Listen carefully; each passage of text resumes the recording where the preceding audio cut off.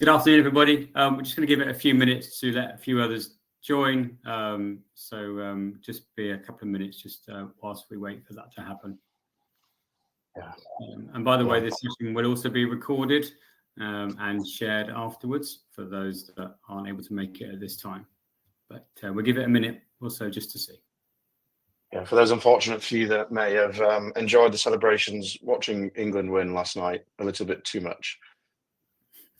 I'm sure everybody will be highly professional. However, I've seen many funny LinkedIn posts today about that. Why did I organise this important meeting the day after the important England game with them waving a flag? It looks like about 11 o'clock at night. Well, I was thinking yesterday because I was in Stockholm when England ladies played Spain in the final, so it's a kind of a repeat of the men's one. So it should be an interesting Sunday. Yeah, that's why I've taken a half day off. On the Sunday? Watch us lose. Sunday and Monday, actually. Sunday evening and Monday. Excellent. Brilliant. So let's begin. Thank you for those that are here and for those that listen afterwards. We will have a chat running throughout. And please, be disruptive in that environment. Ask us questions. There are people in the background that will help. And our lovely assistant will be no doubt adding electrical stuff to the conversation in the form of polls as we go through the process. So today is Vitro Inspire Online, moved online because more people are able to make the location online than obviously having to travel at this stage. So really excited to be here today. And for those that don't know me, Michael Houghton, I'm the CEO of Vitro Global and Vitro Equip AI. And will be the guide for today's conversation. And joining me today is Jack Houghton from Mindset, one of our key partners. So just to click over, Jack, do you want to introduce yourself? Yeah, my name's Jack. I'm Chief Product Officer at Mindset, as Mike said, a partner of Equip. And I will do my best to be to provide any answers around technology and AI. But Mike will have to keep guiding me as the expert in HR for longer than I've been around. Thanks for that, Jack. Yeah, we will do our best. So nice reminder. Just to let everyone know, so there will be a couple of polls running. The initial conversation is about sort of 20-25 minutes of talking about self-service. And then we're going to a short demo by Jack and then followed by Q&A. But again, don't wait. Please just drop questions in and those get called out as we go through the process. So let's get into, I guess, the first part. And I guess it's really important to understand what we think of self-service, and not just about HR. This is just self-service in general. And, self-service is about empowering us to not need to depend on somebody else. So let's say a service provider. And I think, we're all used to this. So, we now go to self-checkouts and, work through the process there of using the barcode machines and paying ourselves and receipting. We use passport gates at Heathrow and Gatwick, unless, of course, you don't have a European passport and you get stuck in other countries.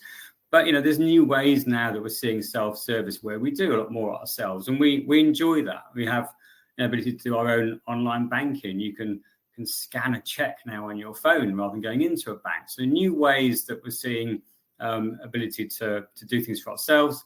And even down to, Wagamama's, you can pay on a QR code for your meal before you even leave and don't have to speak to a waiter or waitress if you choose not to. So I think overall, the capability to be able to do more on our own is a lot stronger than it was. And we enjoy that. And it's bringing that same type of service into HR. And now it's about how do we obtain consistent information? So how do we automate tasks that are frequent and often don't take long, but they just take a little bit too long to do? And how do we ask a question? So this is all around how we would want to work with an organization and also work on finding information for ourselves, so we get empowered not to have to go and ask. I think that's one of the main bits around self-service is how we do that. And HR is an area where there's a lot going on. There's a lot of processes and policies and procedures, and there's a lot of discussion generally about pay dates, leave, absence, etc. So that's a common area that we see as being an area for self-empowerment. But equally, it'd be great like to know your view. So please do put that into the chat, so we can go through that in a little while and talk through those parts. And I don't know, Jack, if you're seeing anything in the chat you'd want to raise at this point. No, all good so far. Everyone's just introducing themselves. Brilliant. Okay, great. Thanks. And just so you know, I can't see the chat, but we will pick up as we go through the process. So I'll intro Jack a few times to check for me, and also some of our team in the background will obviously interject. So I think one thing we'd like to understand, and this is sort of part of being interactive, so please do join in. Every company has a lot of systems, and a lot of systems means employees have to learn a lot of places to go and find something. So just a little poll to ask how many systems you have in your organization which are deemed as employee facing. Is it 50? Is it 250? Is it 500 plus? There are rumors that some companies have up to 2,000 facing organizational systems to the users. I'd like to know what yours is, and there's a poll running in the background. If you can just put in your views on that, that'll be brought up shortly. And Jack, I'll hand over to you.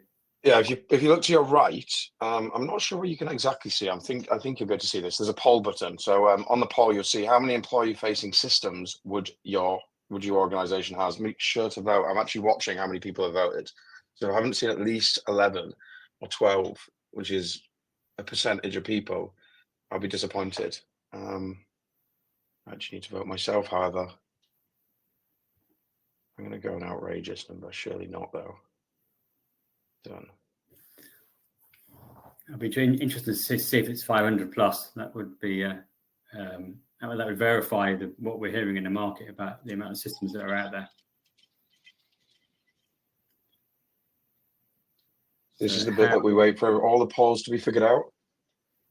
We just need some sort of technology like AI to figure this out, maybe.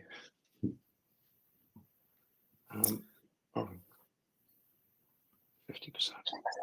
250 or 500. Makes my eyes water. Wow. Okay. So thank you for that. Let's move into, I think, part of that conversation around then self-service and the impacts of that. So Jack, oopsie, have I gone too far? Yeah, I mean, Jack, back to you. It's about 15 years ago, I guess we all felt quite, maybe 20 years ago for some, or maybe even longer for some, dare I say. It probably felt quite lucky to have technology do things for us. But as the world's gone on, the world feels a bit like this for the average employee. You know, and that frustrated face is probably the most, I suppose, for a knowledge worker or people work, anyone at an office especially, but across the world, something that resonates probably so deeply, it kind of hurts. You know, most of the time our job is spent doing the same set of tasks. We're searching, we're asking, and we're answering people or systems. We grab data from this location, we put it over here, and then we have to update something as well. And half of our work is just that. And rarely do we get to focus on the meaningful, fun stuff that actually is impactful. It's a problem, and it's only ever going to get bigger and bigger and bigger. And there's been many attempts to solve this. So it's something that is getting completely turned on its head, though, with so many new exciting developments, which I'm sure Mike can come on to. Yeah, and I think this slide for us is obviously a typical example. You know, we work with clients that have Google or Apple or Microsoft. Then you plug into that, you know, attendance systems, organically homegrown intranets, and then you say back to earlier on the awareness and a number of HR policies and procedures. And that's just generally procedures and desktop procedures across most organizations. And, you know, we wonder why sometimes the employees don't know where to go. And they'll ask somebody, and somebody will say, go over here. And others will say, go and speak to a different department member.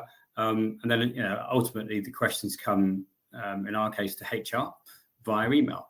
And that's something we're seeing an increase of. The more information demands there are, the more people ask questions because of having maybe the time to go and look, and also knowing where to go. And one of the roles we have as a technology industry is to try and find ways of making sure that people can do it themselves. And that empowerment, again, to be self-sufficient, I think, is a really key aspect of what the objective is.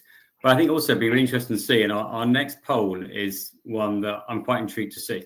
So if you had a choice, what would that choice be? Would you go straight to a person? Would you go straight to a self-service environment? Or would you just go for the quickest? And I guess to find the quickest is probably going to be the self-service, but it'd be interesting to see what everyone's initial view would be on this. So there's another poll again running on this one, just to the right, as Jack said earlier. And again, Jack, keep me honest on where the poll is. I can't see that poll. I love the assistance in the background. We'll have to do the massive powers of reasoning to figure out all the calculations. I just figured out I can't vote. It's not fair. Just because you're a speaker, you're not allowed to vote. Feels very unfair. I feel like I'm not able to participate. I've got obviously a view that's probably slightly biased, but I think it's interesting because HR, we always want to work with people. So I think the bias is always going to be to the sort of left-hand side of the screen. But equally, you don't feel you can always go and ask the same question more than twice without going, I told you this a few weeks back. So, and policies change, procedures update. So having that sort of democratization of information is a really key aspect of self-service. I'm going to see whether we have any results on the poll now. We do. Whichever is quickest. I'm really glad I wasn't the lone person in the room thinking that. Okay, excellent. So we need to find then the stats that says which way is the quickest. But that's really useful. And I think one, quick is great, but is quick accurate? And that's the only thing I would say on that. Question now for the person that whoever the people were that voted straight to a person. Save them for the end, but I'm interested to know why you think that. I'm always really interested in that. So what is it that makes you think straight to a person is always the right answer?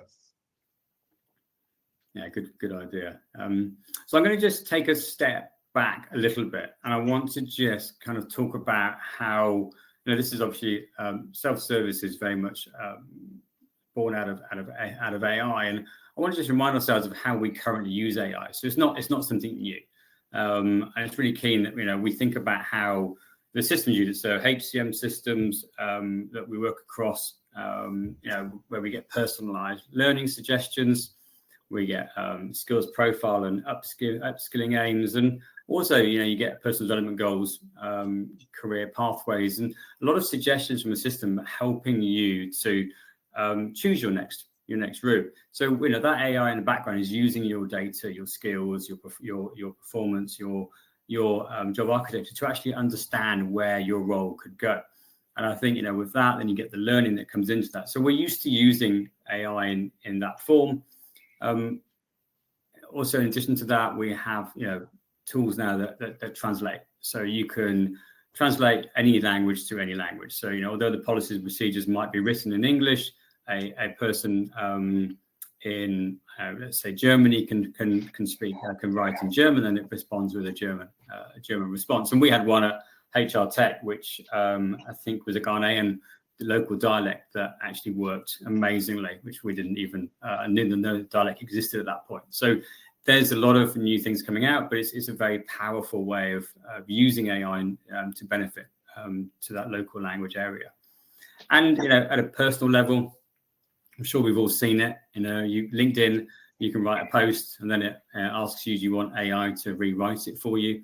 There's the algorithms that are always trying to suggest which groups you should join, or even which leaders you should look to follow based on some of the thoughts that you have and that you've shared.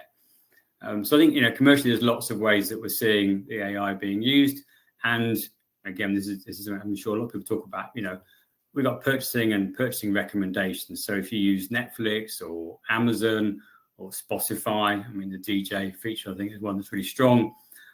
It's not long before you get marketing campaigns, or you get emails, or you get TV adverts that suggest that holiday that you checked out on the weekend, or something that you heard, or looking at motorcycle news, suddenly you get motorcycle insurance coming up on your local radio. Lots of things are happening in the background. So it's about referencing that self-service is something which we now do every day in everyday life, that maybe we don't see it in that way, but it's there, and it supports us and helps us on that on our journey personally, but also helps us just acquire things that we're looking to do. It's a really, really interesting message. So bringing this back a little bit to us in HR, and talking about what areas that we think are naturally strong in the self-service area. And we've got sort of 7 key points in this that we want to raise. And I think if we just go through a few of them. So from a self-service point of view, something we've talked about before, it is about access to and democratization of information. Again, there's a lot of information, there's a lot of changes in legislation, there's a lot of changes in systems and policies and procedures. So it's about creating a trusted environment where anybody can go and find that information, and knowing that it is that single source of the truth at that point. And that's a really key thing, so people don't then make wrong decisions or have wrong information to hand. We know that there is automation within AI and self-service. So what sort of smaller routine tasks can you ask the self-service tool to do? We talk about booking a holiday. We talk about looking at a payslip. We talk about asking how to do a procedure within a system. These small things that equate to a lot of effort over time, and we'll talk about this a bit more in a few slides' time, where we've got examples of that. But it's really key that that those routine tasks are identified and then sort of moved into a self-service environment. We often talk about employee satisfaction and how that is really important for retention, but also for sharing of information. So back to the first point is our employees are happy if they can find what they want. Our employees are happy if they're spending less time doing routine repeat tasks. So this has an ability to elevate their role and the importance of self-service within their everyday work. And one area that I think we talk a lot about is also in recruitment. There's ways that self-service can support that area. There's tools out there which are able to help sift through some of the CVs and give some of the ratings. But equally, it's important to have the human in the loop conversation. So we're not just letting systems choose who we move into our hiring interview stage, but actually important that that's part of the overall cycle of deciding who to take forward into that position and into the next stage. Which is why then on the counter to that, it's all about items that are very much people-driven tasks. So self-service is about what we can do ourselves that enables us to be more efficient at work. But, there's still that need. We need to keep the lead of that human in the loop. So we have employee development plans that are still personally discussed, not just from suggestion. We know that there are sometimes complex employee interactions needed. Sorry, Jack, I think your keyboard's a bit noisy. I was replying to a wonderful question on the chat. Okay, thanks for doing that. So yeah, complex employee interactions. So if there's a grievance, those sort of things shouldn't be run through a system. They should be run through an individual. And then amongst all of that is also then the importance of HR and decision making. So we got to identify which areas are very much in a self-service environment and which areas may begin in that area, but equally need to move into a non-system state. And that's about recognition within the tools that a person is asking a question which needs to be directed outside of the system. Be interested to see what other people's views are in the chat, Jack. If you're responding to some conversations, are there some good points in there to discuss? Yeah, well, someone just raised the question of how whether a chatbot can understand people's real needs and therefore can accidentally misunderstand it sometimes with some of these tasks when talking about what should be people, what should be self-service, and the role with that. And was there a response that we gave on that one? Yeah, no, I said from a technology perspective, I'm not supposed to go too nerdy, so I'll do my best. But there's when it comes to chatbots, you can ask it, and I'm using the word chatbot, by the way, instead of AI. I start to do that just because it simplifies it in everyone's mind, because that's all it is. We're talking via a chatbot to this kill technology. But as a technique, you actually ask when someone asks a question before it actually gives the response to clarify with itself to check, are you happy with this response? That's just called chain of thought. So you actually make it reflect on its own responses, all happening before you realize as a human, to keep asking and pushing itself to go, how can I help this person? Is this the correct answer? Or should I rephrase the question or ask a question back to clarify? Yeah. Okay. So for many people-driven tasks, that becomes very, very important. Not self-service tasks, please. Yeah, I think it definitely has to be mindful. And I think, one of the things we like to see within self-service is that ability to recognize terms and phrases, which again you can add yourself via different tools that enables you to behave in a certain way and provide a certain language response, so that people do feel they've been listened to and taken to the right point. So it's a really interesting area, and that's why we very much see it self-service as a starting position for that. But definitely conversations need to be lifted out at the right point to a human and dealt with and supported appropriately. And I think there was a few things going on. I think Dieter will start to add some other articles into the chat, which obviously you can take away. But I think there's an eighth question. So this is our sort of 7 points of where we think it is interesting to start. But I think one of the eighth point is around how you invest in this. So what is the importance of having an AI or chatbot self-service story? Because it's very hard sometimes to understand how to approach the position and what is the best way to start. And we wanted to kind of bring this down to a practical level. So we talk about problems. I think at the beginning we talked about having lots and lots of systems in lots of companies.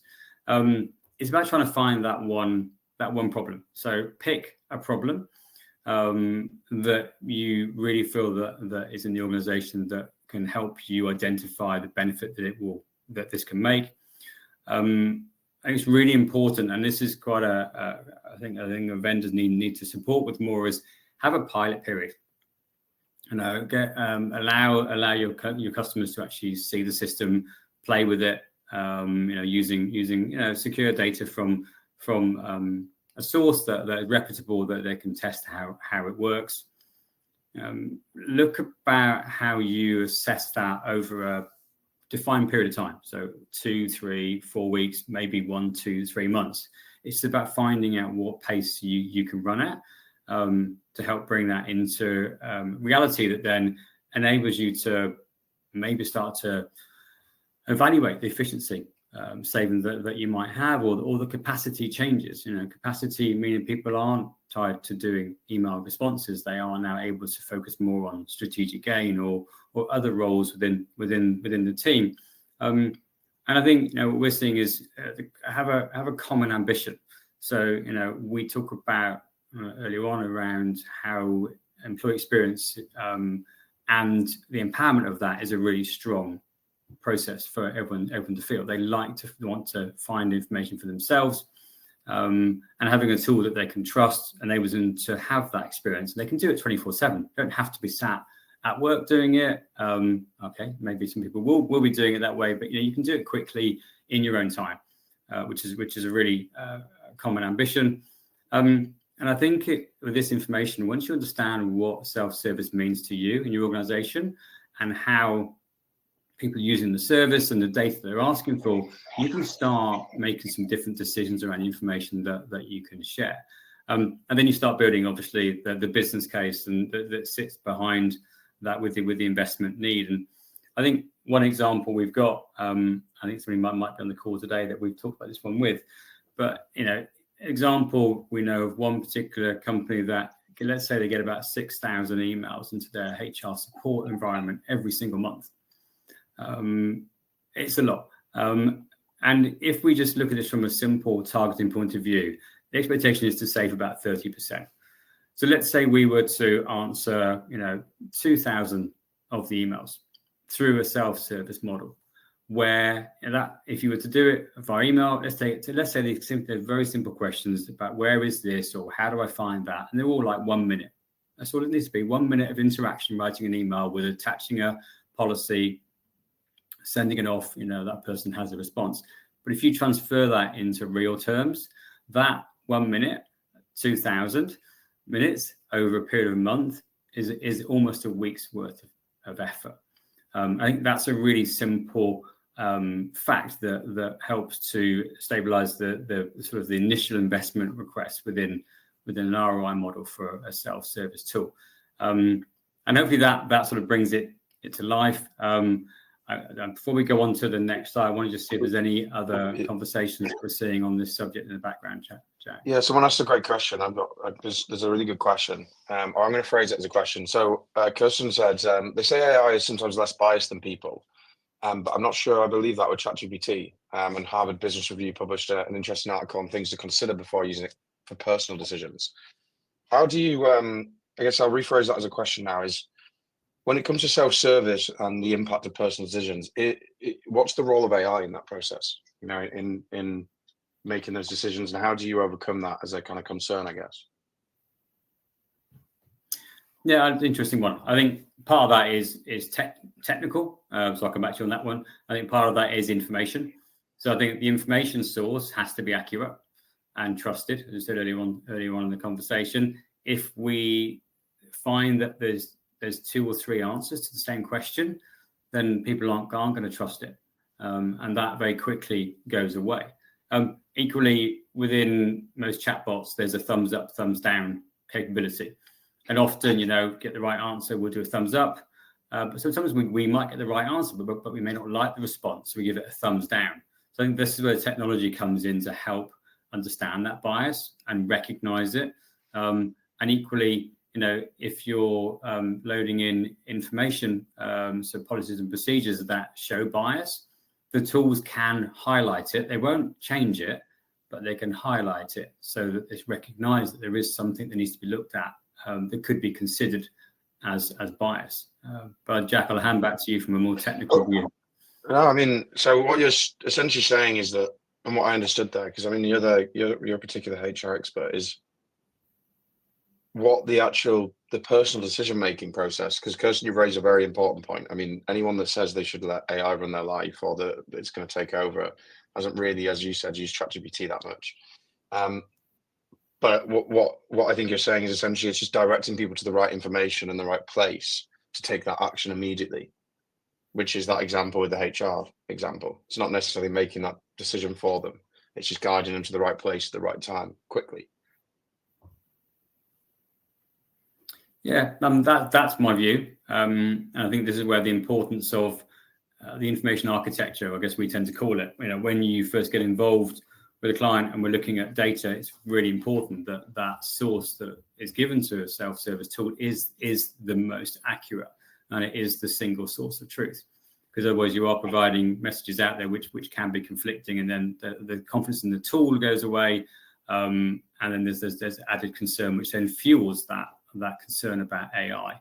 But I think it's very also quick to say that self-service AI is based on data that's provided to it. It's not going out to ChatGPT to create it on the fly. That's something some of them do, but the one you'll see shortly doesn't do that. So I think it is about control.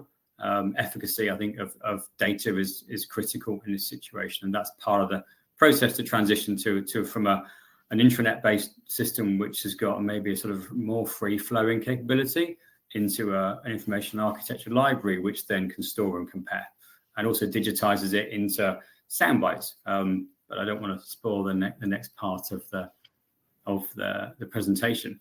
But hopefully that helps. Anything else coming up, Jack? No, but I'd probably add to that. I mean, I'm glad people raise it, because I think people, it's once upon a time we called paper the most revolutionary technology that's going to change the world.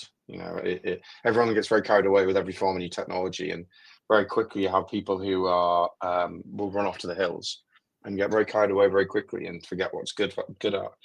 But some of the things that are really important to note, which whether we show you probably won't, but we've worked quite closely with Vitro on and Equip, is how do you actually enable you to test many different responses between chatbots, so you can actually quiz it and test hundreds of different responses very quickly, to actually test and stress test how will it respond to these situations. So you're constantly trying to put it under pressure.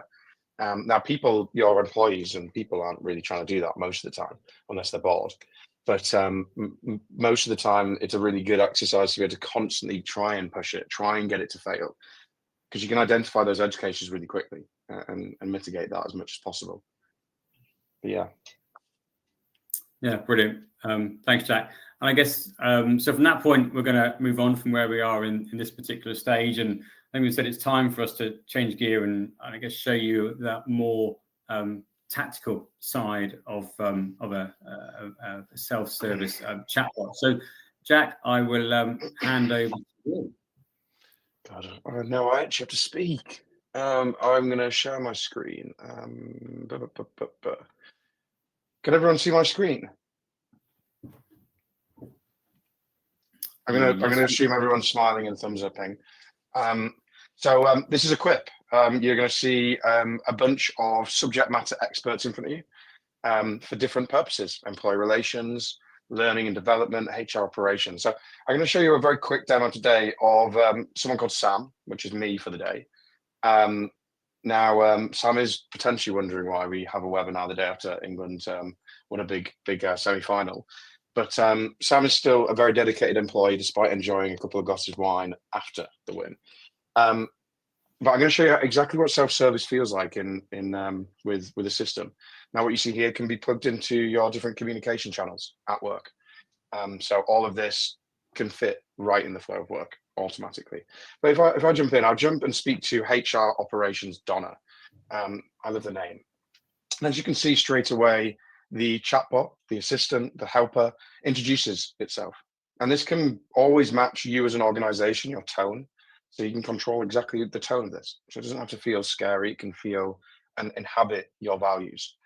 Now, unfortunately, not because of the couple of glasses of wine, I promise, but Sam is quite under the weather today. Normally, Sam would have to go to a system, figure out what do I do if I'm sick. But suddenly with the self-service experience that can be plugged into Slack or Teams or wherever, suddenly breaks down exactly what I could do if I was sick. So what do I do if I'm sick? Notification of sickness. Contact the owner or MD of the second in charge by telephone by 9 a.m. on the first day of your absence. So a fantastic answer that's not tried to make any decisions for me. It's not tried to solve anything. It's just giving me the information I need really quickly. And as you can see, it's bullet pointed it. Now, this sounds wonderful. And if you went to ChatGPT and asked, what do you do if you're sick? You probably get a response. But as Mike said, nothing you see here is based on ChatGPT. So it's all based on your organizational data. So if you now see the response here, not only can I thumbs up, thumbs down, like Mike said, but I can click on this button called segments. And as you can see, I've now got a bunch of really important segments. Now, what is a segment? Now, if I jump into something and then take into the document, which would be your SharePoint, by the way, or a G Drive, or whatever knowledge system you have. So this integrates in, and all of this magic you see in front of you is done automatically, basically. So all this chapters that organizes the information for me to explore as Sam, who's sick and struggling to see with his coffee, paracetamol, and water next to him, is done automatically. And as you can see, I'm taken to the exact side and second of that information to then read and get exactly the information I need on what to do if I'm unwell. And I can just hop straight back out. So I've just shown you a really quick example of that self-service. But also, as in true fashion, Sam is, although a dedicated employee, also disorganized, and he's been getting pestered by his wife for many weeks to find out a bunch of questions. Because guess what? I've just had news that I'm going to be a parent. Obviously, in great fashion, I left it to the last minute. But suddenly, instead of having to then navigate or ring people or go on websites or intranets, I can just go to my Slack, my Teams, or the platform you see in front of you and ask that question. So suddenly the type of tasks that I might, as an employee, put off, because I know it's going to be so frustrating. I have to get in contact with people, ask some questions, read policy. I can just get the question. And it says, we offer 2 types of shared parental policy, and it breaks it down, key terms. And as an employee, as Sam, I could then even describe my specific scenario and said, would this apply to that policy? So I can actually start to describe in natural language my problem and get the question. And I could ask for the contact details of HR if I need to go further. And as you can see here, it takes me to the exact second of that document. What is the shared policy parental leave here? Just there. It doesn't take me to page 30 or page 0. It takes me to the exact part that's relevant to me. Again, just making the experience of an employee super simple and easy. But the fantastic thing is I don't call anybody or send an email saying, what's the shared parental leave policy? And I could keep going. I could say, when is payday? Because I'm supposed to be paying for a child soon. I've forgot to ask, and I've only just joined this company. And I can get the exact breakdown of payday on that month. And this can be integrated into all your different systems. So whatever systems you use that has some stores this types of information, you can speak to it and get that information straight to an employee's fingertips. And the wonderful thing is on the back end, you can see every question that's been asked. So you can understand all of this. You can test it, understand it. So really, really safe, secure, but incredibly simple as an employee. So yeah, and I could keep going further. So obviously I've just showed you very much payday and that type of questions, but I go maybe, okay, cool. How do I book onto a training course? The type of things as an employee that often they don't actually get to experience many of the different benefits that you might offer as an organization. I know that me, Mike, and everyone spoke quite a lot about this, is the sadness of when people spend a lot of money on these programs and on these resources for employees, but they have no idea how to access it, or most of the time they don't think of even asking that question because they know it involves 3, 4, 5 steps. But once someone understands, then suddenly I can just jump here and ask a really simple question and then get an answer straight away. Identify the right course, assess the training needs, and it'll say for internal courses, this is how you do it. Browse the internal training section of your training catalog. Pay attention to the course descriptions, or send to the L&D team via the Equip email. And that could give me a phone number, it could give me contact details, it could even give me websites. So whatever system you use to house this separate information suddenly is at people's fingertips in seconds.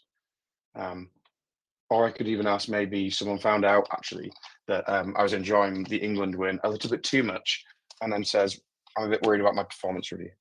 And I could then ask that.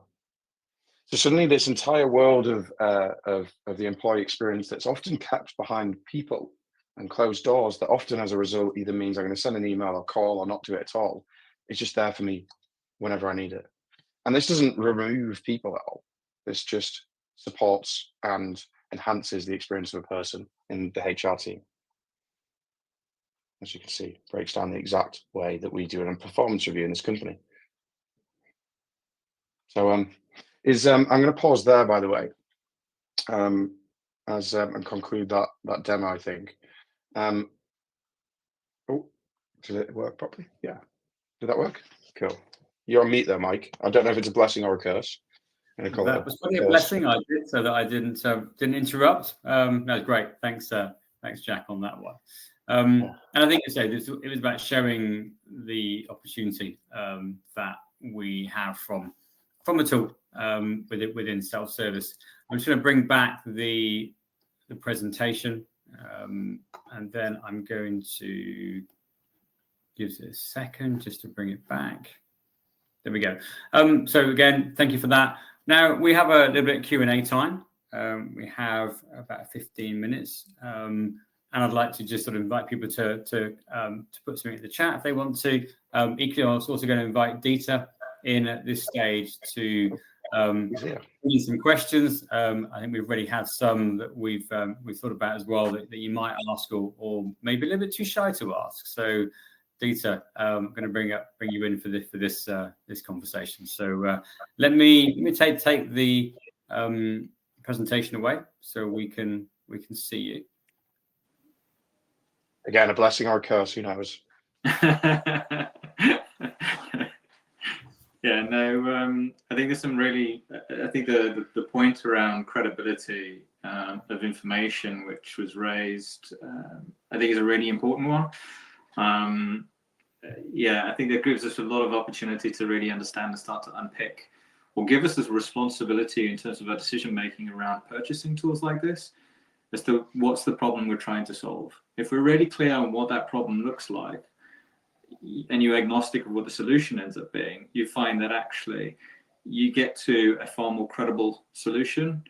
And what we're noticing is that a large volume of those solutions include the capability of AI. And I think that's just the nature of how technology has moved forward.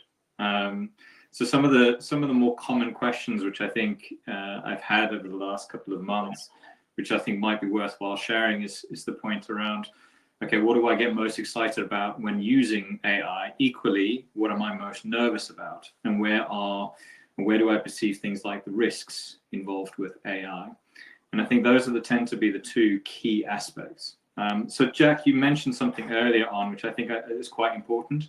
Moving perhaps more into the space where we're talking about chatbots, maybe not necessarily AI, because it's such a catch-all subject. It doesn't allow for the right level of specificity necessarily, and because it can be incredibly complex, it becomes quite daunting. So simplifying that as a principle, I think, is really important.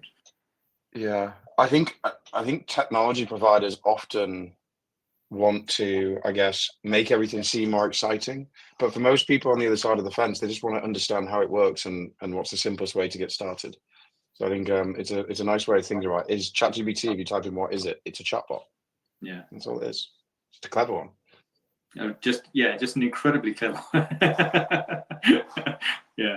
So I think where we're seeing, a lot of people really looking to try and adopt a lot of these things, and then perhaps not being able to get the momentum over for incorporating, because they understand the value, they see the value of it, and they understand how it can sort of positively impact on people's lives, which is the things which I'm really interested in working on, is how much resource does that free up for things which are really important. So things like proactive well-being, how much resources are allocated to repeated tasks, which could be allocated to supporting people through well-being from a proactive perspective.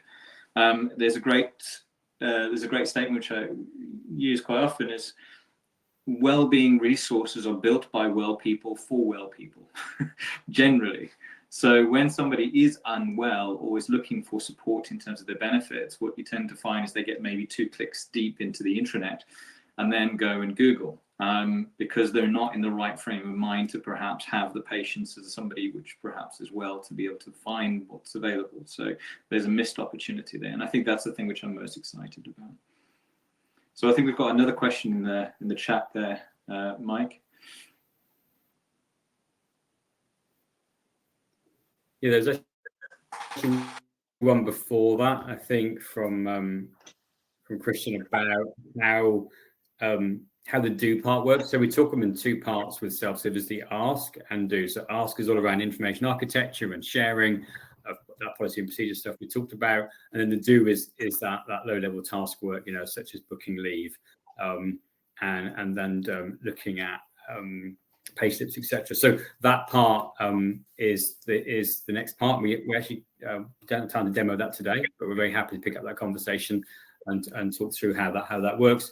But the principle is that Quip can integrate into any HCM system or any product that we choose to do. And that would probably be part of the initial conversation around which are the systems that would need to integrate into. But no, thank you for that, Christian. Yeah, I think a really common sense approach to a lot of these things is really vital, and actually working through from the problem statement all through to that solution, and actually working on that resolution and making sure that you're testing it all the way through to make sure again that it's most appropriate and it's the right thing for your people. So appropriateness in terms of application of AI is really important. The reason why we ended up sort of investing in Equip is, as a consultancy firm, we noticed that the landscape in terms of technology, and I think you referenced it at the beginning of this webinar, is so complex. So, for an end user, I think some of the stats, Jack, you've referenced in the past include things like, users have to use close to 12 different platforms. And I think back to, all of the enterprise operations which I've worked in, and it is that case. It is incredibly complex. So trying to find really simple responses to things is actually really difficult. So that has an impact on your onboarding time, has an impact on your time to competency, even the ability to be able to engage with people pre-onboarding. And I think technology like this makes real common sense. There's a great resource, low cost, accessible resource to bring a lot of those problem statements to the surface and be able to deal with it very efficiently. And very easily. So again, it's not there to necessarily go out and solve every problem. It's about understanding what are the problems you're looking to solve, and then sort of working from that point onwards to understand what the most appropriate solution should look like. And again, like I said, what we're finding is because of this technology being so readily available, you tend to come to a conclusion where there is a application for AI, not because that's what you're going into it with, but because actually that's just where the technology has got to. Yeah. So just Paul, we've got a couple of really good questions coming in. Okay. Thank you very much in the background for bringing that one up. Jack, do you want to take that one? Yeah. Yeah. I hope within 2 months. I mean, everything basically is a API into a different model. It's a model as a database is the best way to imagine this. Every time a new model allows new capabilities, it opens it up via an API. Everything happens at the software layer and the application layer and the technology layer. So the ability to answer based on your company's resources or integrate into your resources isn't something that comes out of the box. That's many months of building, and exactly the same for voice. However, only OpenAI have actually got good voice capabilities at the moment. To be honest, only them, and they've not released it even to paying premium members, let alone the API. So we've been waiting that for about 6 weeks already. They said they'd be in beta releasing. So the second that is in, it will be in. Basically, the previously all voice. I don't know if you've used it. I was previously using it as an ideation model, basically, like as a way to ideate between ideas. There was about a 2 to 3 second lag time. With the new model capabilities, there is less lag time than a human conversation.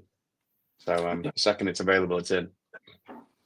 One of the very cool things which we did see just recently is the ability to be able to understand imagery and process imagery in the way that it can now. And I think that also opens up a huge array of opportunities. Your ability to be able to put MI, HRMI. I think there was a mention of MI and not just HR having a seat at the table, but actually having a voice, and that voice is really heard.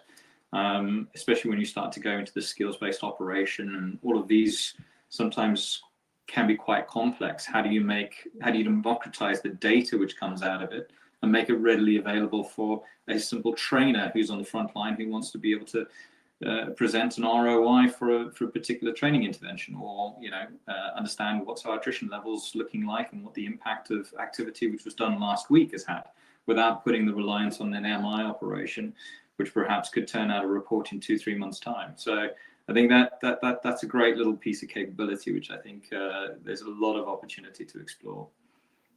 Yeah, agreed. Then we've got one more question, maybe the last one. Is there a change in business culture aspect to be considered? And absolutely yes. I think it starts with a mindset shift that there is expectation that people will then have to find information themselves. I know there's other products out there where other companies which have almost turned off all email access to HR.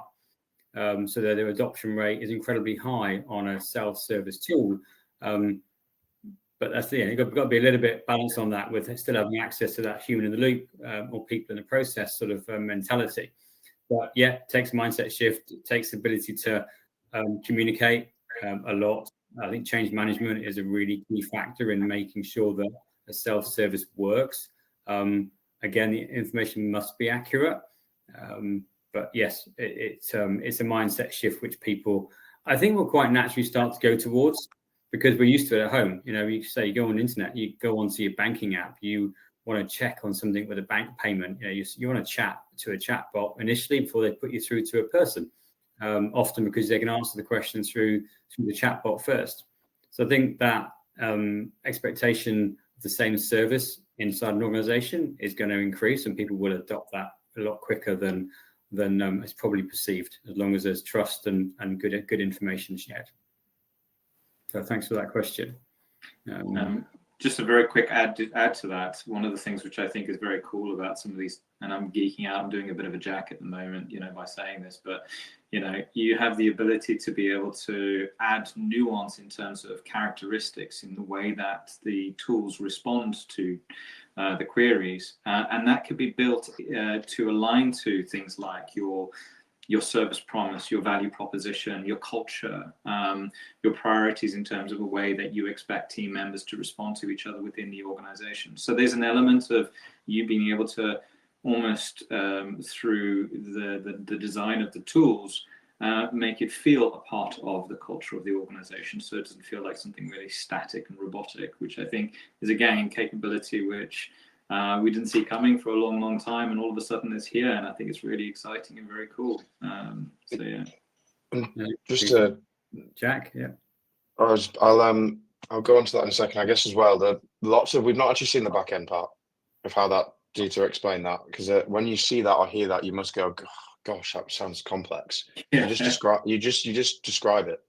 Like Yeah. writing a job description. It takes minutes. It can be that simple. So if anyone is curious or understanding how that is, because it's not complex, it's actually amazingly simple.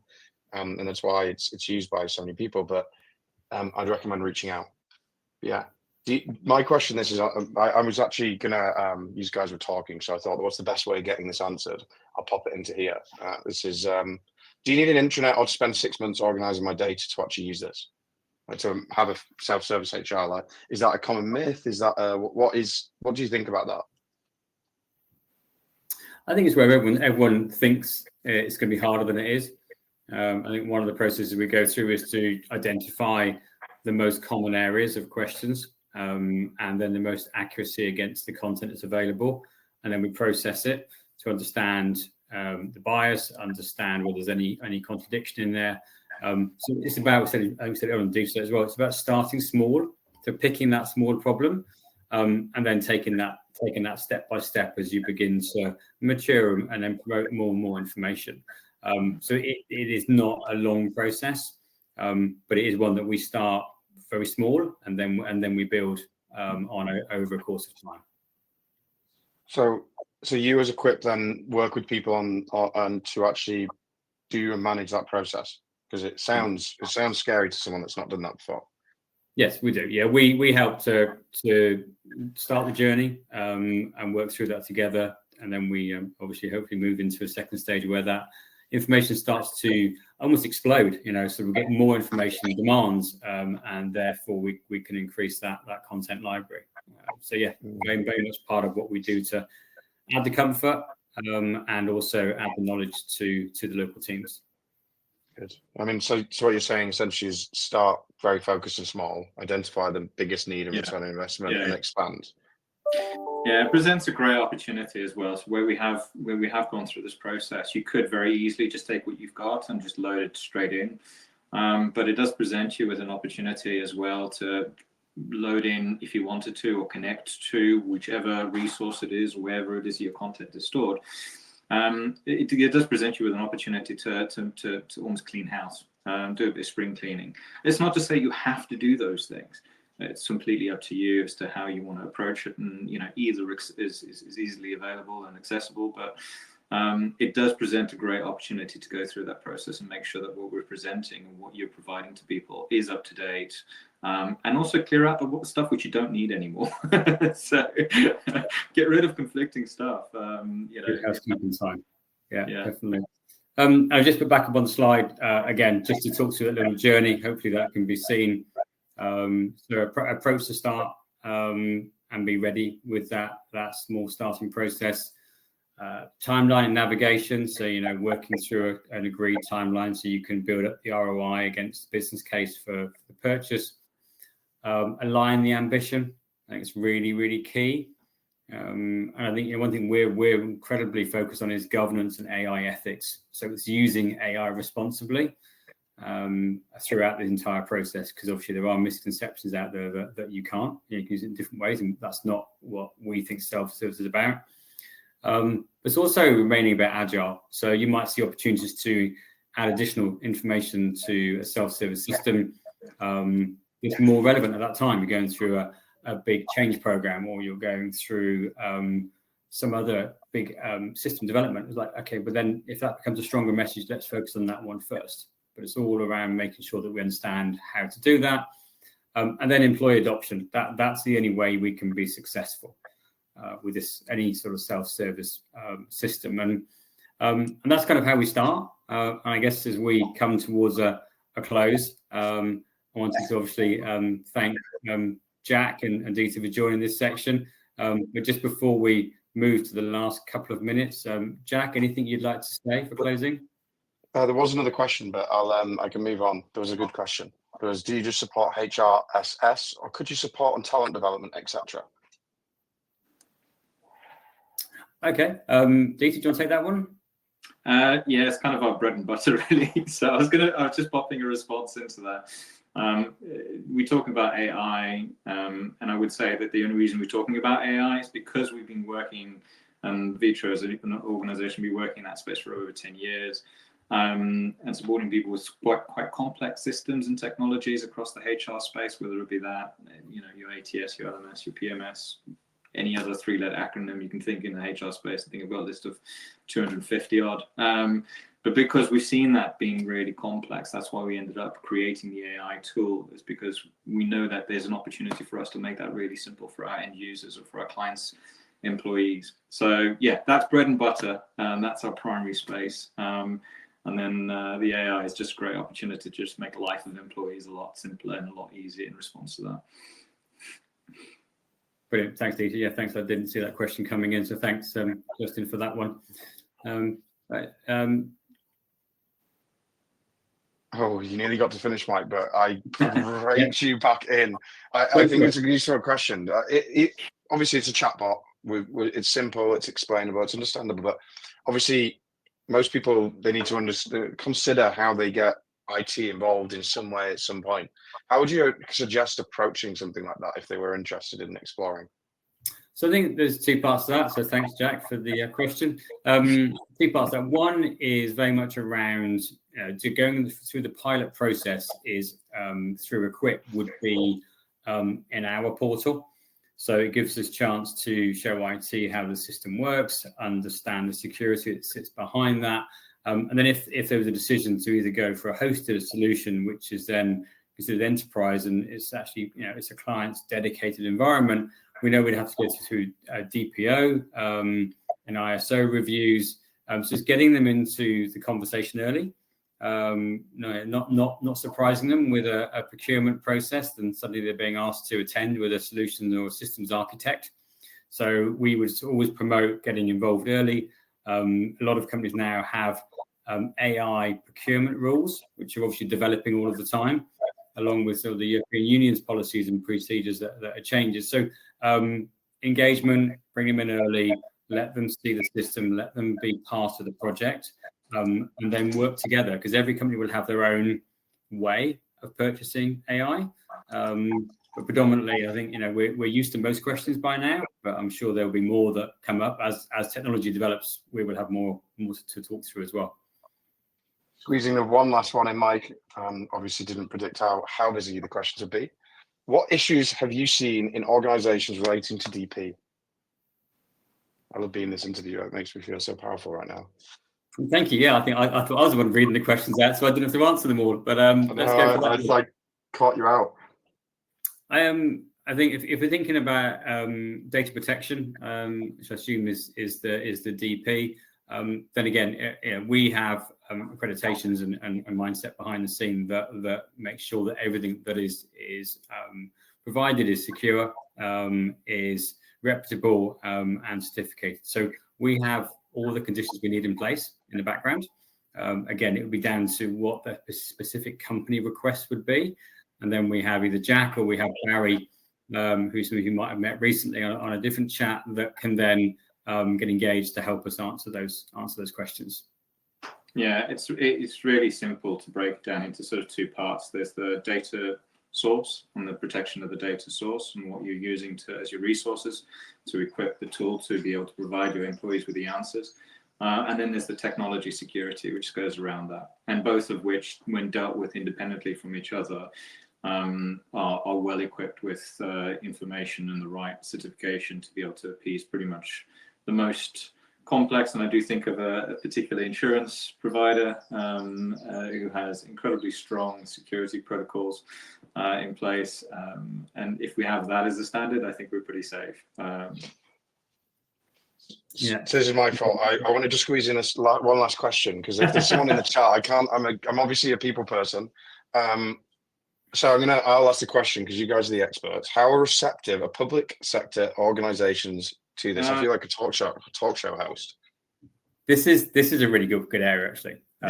So we work a lot with councils, and everyone knows that there are budgetary restrictions and also a lot of legal restrictions. So we're cloud certified as an organisation that allows us to be able to trade in the public sector, and we're working a lot with one council specifically, talking through their problems at the moment to understand how they could benefit from that. I wouldn't say I think it's the largest council in the UK, and therefore they have lots of discussionary topics. So very much in line with where we are, Matthew, and happy to have further conversations on that offline. Thank you. That's all the questions. You're actually able to wrap up now. I'm not going to interrupt any more times, I promise. Let's see. But look, thank you. It was really good. I think that we should have got to that section a little bit quicker. But really good to have you again, Jack, being on the call. Dita, thank you for joining. And obviously our guests in the background, thank you very much for all of the questions. We hope some of today has been thought-provoking, maybe even giving you ideas about what you might be doing internally. We're here to help and support. If you want to talk through some ideas, we can just talk through how we think it can work for you, then please reach out to us. We can have a longer demo, a deeper demo. And for those that are going to listen to this on a recording, I hope you've enjoyed it and very much look forward to receiving more questions over the next few weeks. Thank you very much indeed. Bye-bye.